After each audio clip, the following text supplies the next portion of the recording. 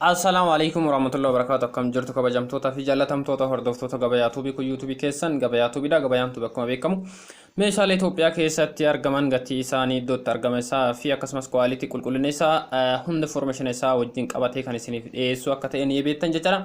Kanaaf guyyaa har'aasii akkuma kana dura baratame meeshaa Itoophiyaa keessatti argamu tokko gatii isaa fi isatti akka argamu namoonni hedduun karaa keessaatiinis ta'e bilbiltanii kan nagaafachaa turtan guyyaa har'aa haaluma salphaadhaan gaafii keessaniif deebii ni ta'a wanta jedhe qabadhee isiniif dhiyaadhee jira jechuudha.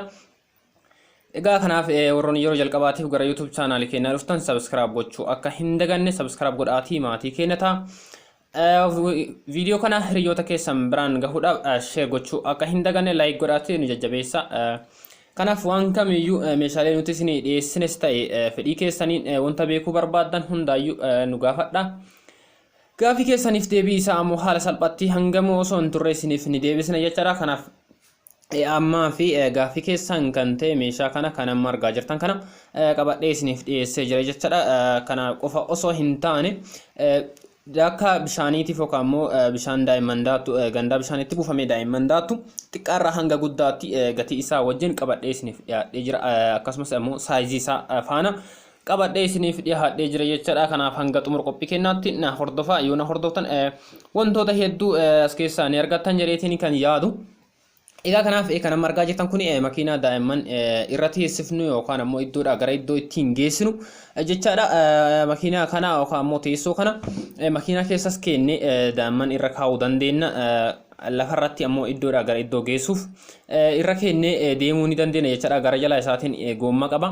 Yeroo makiinaa keessa keennee deemnuun ammoo tuyyuu goommaa sana ol dachaafameeti kophaa isaa taa'eetii daa'ima irra keennee deemuu dandeenya jechaadha. Kanaaf haalli isaa hedduu mijaa kan ta'e jechaadha. Daa'immanis quuquu yookaan immoo qaama isaanii miidhuu kan hin dandeenye.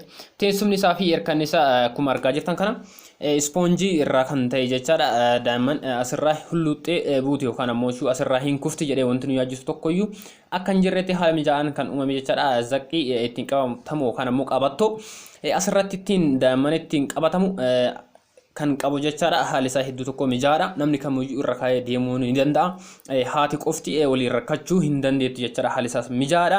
Gatiin isaas mijaa kan isin biraan gahuudha jechaadha.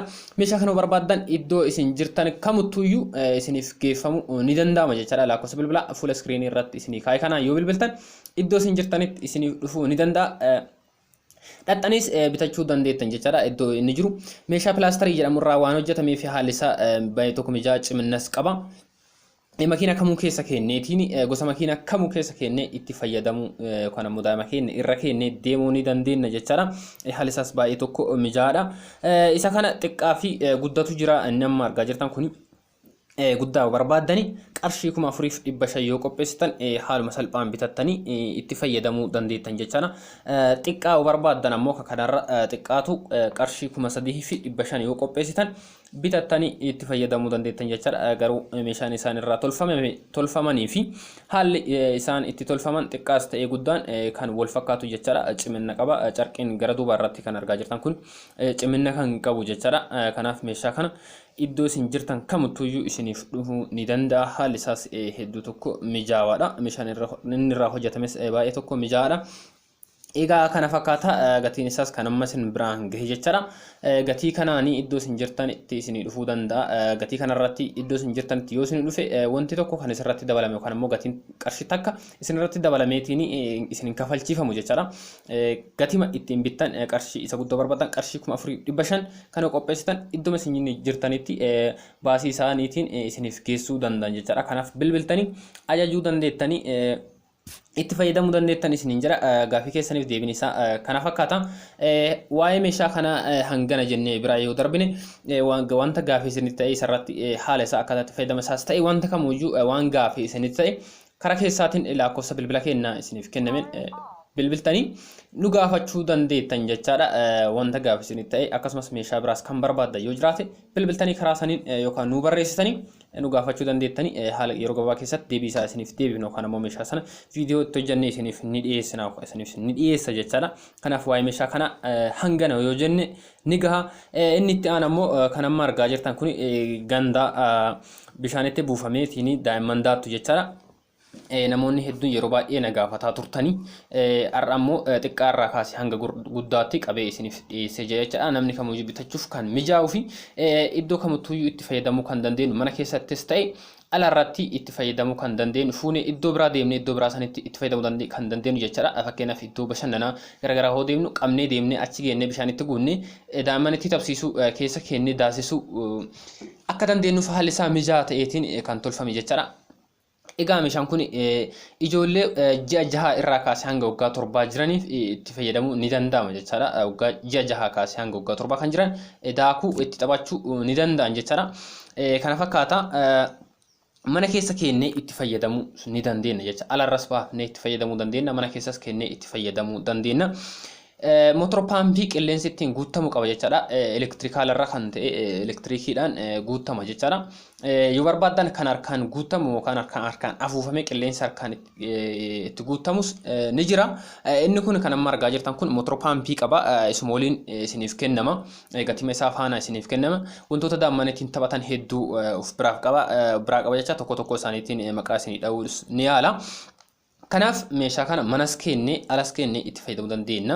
Qilleensa guutama jechaadha. Erga itti fayyadamnee kaanee booda daa'imman keenya itti tapsiifnee ittiin bashannansiifnee erga kaanee booda ammoo qilleensa kana keessaa baafnee dadachaafnee kaa'uu dandeenya jechaadha.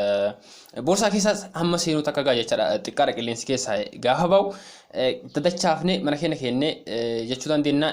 Achi ammoo baafnee qilleensa afuufnee bishaanitti guunnee itti fayyadamuu dandeenya jechaadha. Kana fakkaata.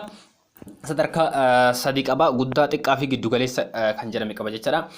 Inni guddaan kan amma argaa jirtan kana dagaleen isaa dheerinni gara dheeraa kuni meetira tokkoo fi walakkaa kan ta'e jecha meetira tokkoo fi saantii 50 kan ta'e jechaadha. Gara meetirri gabaabaa gara lakkoofsatti barreeffame kanaan ammoo meetira tokkoo fi saantii 5 ka ta'e jechaadha.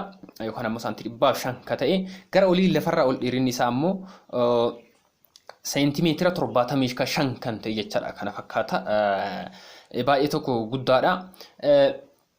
Inni itti aanu kun ammoo giddu galeessa ka ta'e jechaadha. Inni kun giddu galeessa garri dheerina meetira garri lakkoofsi irratti barreeffame kuni meetira tokkoo fi saantii 50 innis garri meetira gabaabaa kun ammoo gara dalgeen isaa meetira tokkoo fi saantii 10 gara gubbaa lafarraa kaasee hanga xumura isaatiitti saantii 50 jechaadha. Kana fakkaata.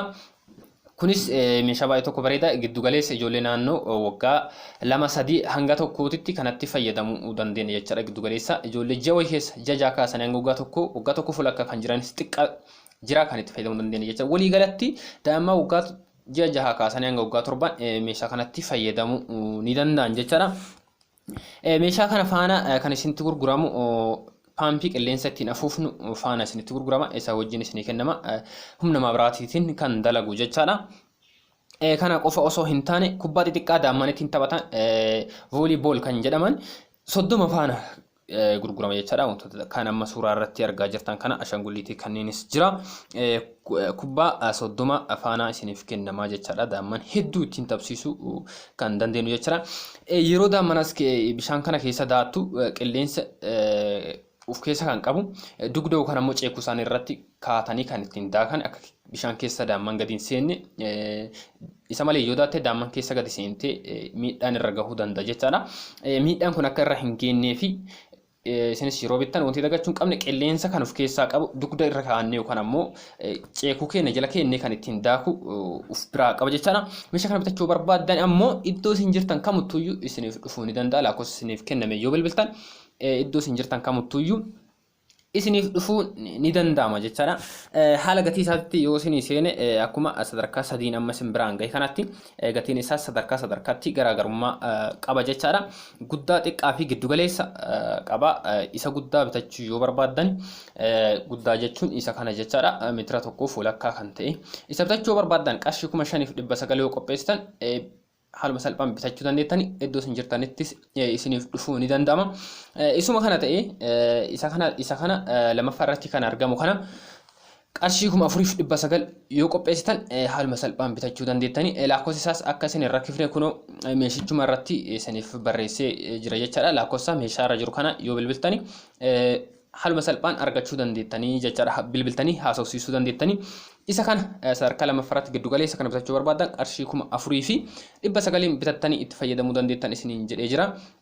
Kanarra kan xiqqaatu bitachuu yoo barbaadan qarshii 3,000 fi 900 yoo qopheessitanii haaluma salphaan bitattanii itti fayyadamuu dandeettan jechuudha. Kanaaf hordoftoota keenya odeeffannoo guyyaa har'aa qabadhee isiniif dhiyaadhee kanuma hanga ammaa hordofaa jirtanii odeeffannoo biraatiin yeroo biraa walitti ni deebina. Hanga odeeffannoo biraatiin yeroo biraa walitti deebinutti nageenyi keenya bakka jirtanitti isin haa qaqqabu.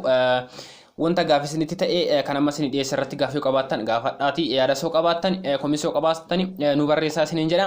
Meeshaalee biraas yoo barbaaddan gaafadhaa nu barreessaa haala salphaan isin biraan geenna. Wantoota kamiyyuu odeeffannoo baruu barbaadan waan kamitti irrattuu yoo ta'e bilbilaatii yookaan immoo nu barreessaati nu gaafadhaa haala salphaan akkaataa isin barbaadaniin gaaffii keessaniif deebii wanta isiniif ni ta'a jenne isiniif deebifna jechuudha. Kanaaf odeeffannoon amma qabadhee isin dhiyaadhe kanuma hanga amma hordofaa turtanii hanga odeeffannoo biraatiin walitti deebinutti nagaan nuuf tura. Odeeffannoo waliin aan Ibraahim Buriiti. Nageenyi keenya bakkuma isin jirtanitti isin haa qaqqabu. Nagaan oola.